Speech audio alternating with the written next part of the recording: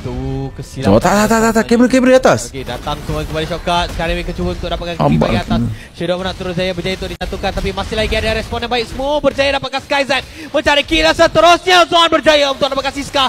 Satu kill yang mencari Rasi masih lagi mampu untuk dapatkan kill, tapi Rasi akan terkena double kill daripada Zon pun dia punya badan pun annoying juga rasa si Zon rasa badan dia. Masih lagi hidup. Zon badan dia annoying tau guys. Clock agak sukar untuk Zon melarikan diri. Damage sebenarnya annoying je. Sumpah udah Zon ni antara bagi aku kan hero dia, power hero dia kan. Banyak yang paling annoying tu Zon. Gila tu. Tidak berjaya untuk pastikan. Bukan badan je semua hero dia. Betul lah, bukan badan je semua hero Zon annoying. Ya, Sachin. Memang annoying hero dia. Berada di bahagian bawah. Bukan 9 tapi saya suka Doraemon gitu kan. Saya suka Zon. Daripada freeze crack. Bapak yang dilakukan oleh Zon sementara tadi. Kepala otak kau power bongok Zon. Kimin cuba untuk melarikan diri. Ramai ni damai ke kalau nomor damai bro. Hasil hentakan yang baik daripada Fik umur dia 32 ya. Fik jangan worry dah JN kan budak-budak caci. Main rank kejap. Tak ada rank nantilah rank tak sempat lah rank guys. Berpihak kepada pasukan Vamos. Lain macam je kalau dia Wadidaw saya kalau Wadidaw saya kan jujur guys saya perlukan mereka kalau Wadidaw setakat ni guys saya harga Wadidaw saya mahal bro. Harga Wadidaw saya 500 bro. Oh asli kau Zon. Bapak Zon kuat bro. Sumpah Zon kuat gila. Aku suka tengok badan dia. Annoying ke badan dia. Yang memberi masa kepada pasukan Vamos untuk mendapatkan kill sebentar tadi. Sinkronan dorang main. Power guys. Dorang punya gameplay guys semua cukup. Complete set bro. Kill berbanding sebelum ini lebih Jusin satu tarikan, satu angkatan. Satu cuba untuk mengangkat.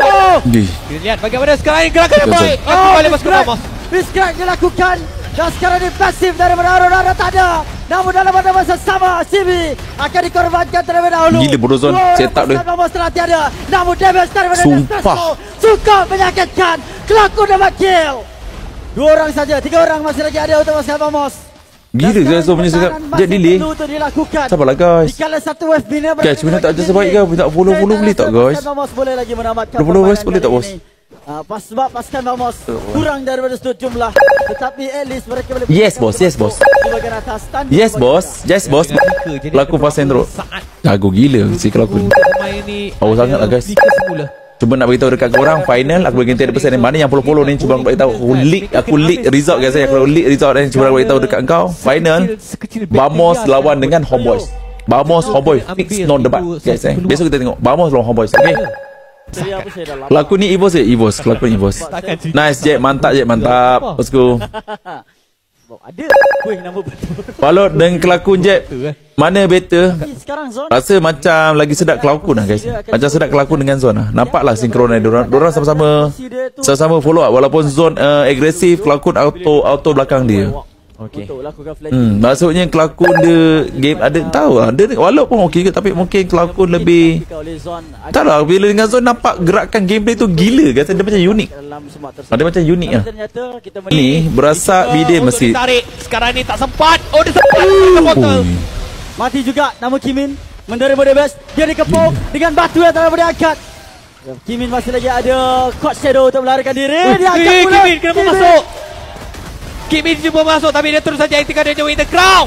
Terus saja berjaya untuk Shadow menang berjaya untuk mendapatkan seorang pemain. Mungkin akan dapat double kill tapi semua akan pastikan Rasi menjadi masa seterusnya. Rasi tapi Siska.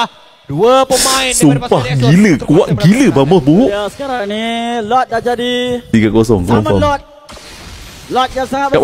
Kat YT ke ni? Ya kat YT. Dapatkan adakah mereka tak dapatkan lot tu?